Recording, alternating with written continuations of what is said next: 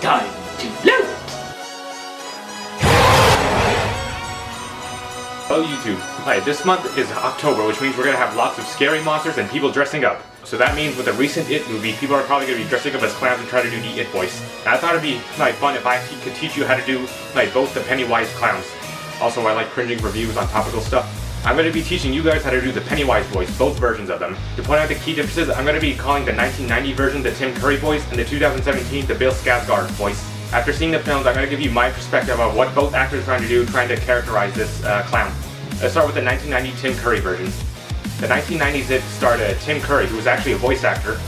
I kind of recognize him through Nigel Thornberry from the Wild Thornberry, so if you're trying to go for him, try to hide in a little bit of a British accent to him, and also try to deepen it.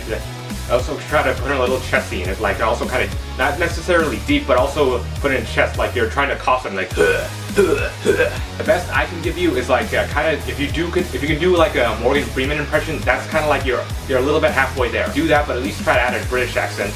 Also add in your chest flow. Try to deepen it with your chest, not necessarily with your throat. So try to add a little cough to it. Again, try to do your Morgan Freeman, add in the chest, and then try to put those together. Hiya, Georgie. Aren't you gonna say hello? Hiya, Georgie. Aren't you gonna say hello?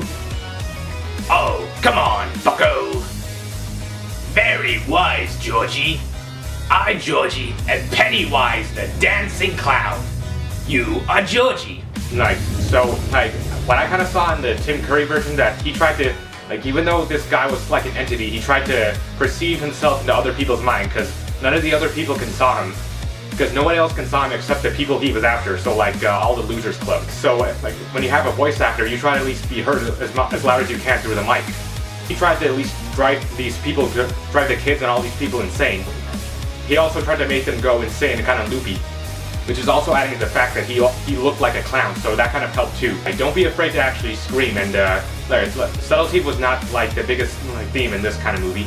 Also, try to laugh as much, because he's mocking these people, he's gonna come after them and there's nothing he can do to stop them. The laugh is kind of like a mix of a cough and some short bursts. He did some long takes too.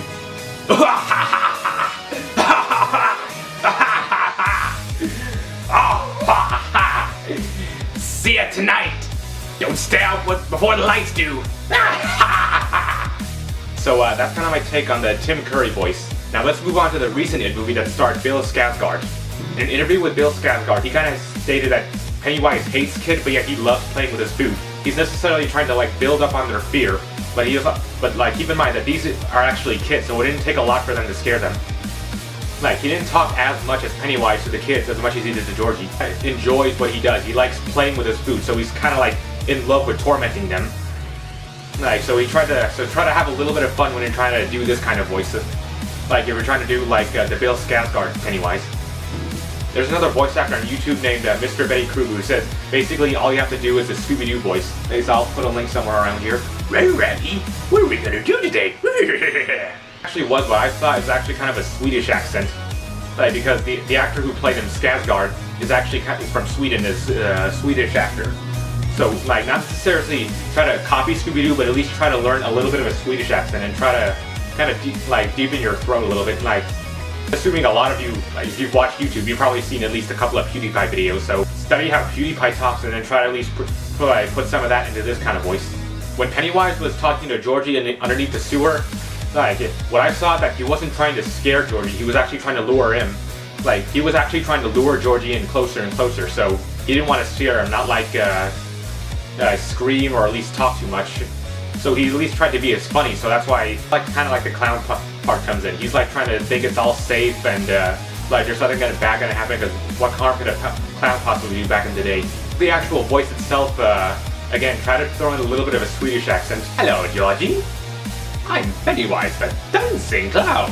And also, try to do the same thing from the Tim Curry voice, add a little bit of a chest to it. I'm Pennywise the dancing clown. Also, throw in a few huffs of breath, trying to make it breathing, he's kind of a little bit breathing too much. Sometimes there's a little bit of a high-pitched tone to it, so actually try to bring up a little bit of your throat, like try to like throw in a high pitch in there. Like at least if he's trying to talk to some people and he's like being overconfident because he's pretty sure that he's gonna get these people, and they're so scared that they can't find the bravery to actually face him. He's like he's real in one place, but people perceive him as another thing. Like so he can like play to the idea that like he can be something else.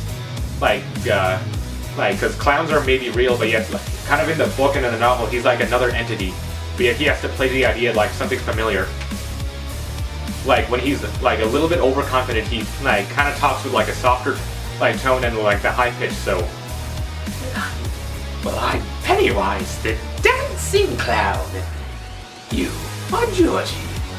Pennywise, Georgie. Now we aren't strangers. Circus flew down here. Wait, there's lots of things down here.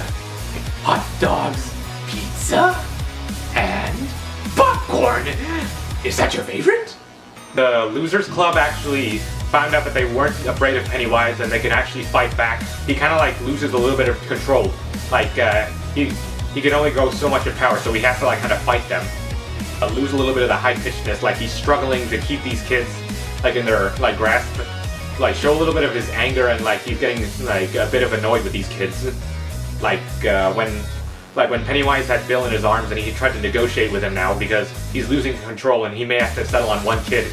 No, I'll take him, and I'll take all of you and feast on your flesh.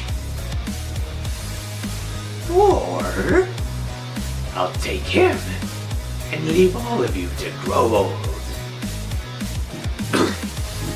So that's my like take on like how to do both versions of the Pennywise. Like so practice in the mirror, actually record yourself with using Audacity or whatever like program you prefer, and then hear how you sound. I think you can actually do it with, no matter what kind of pitch you have in your own voice. So now you can probably go out like this year as Halloween as your own little Pennywise and try to homage like the film. So please subscribe and comment this video and stay tuned for more. Thanks.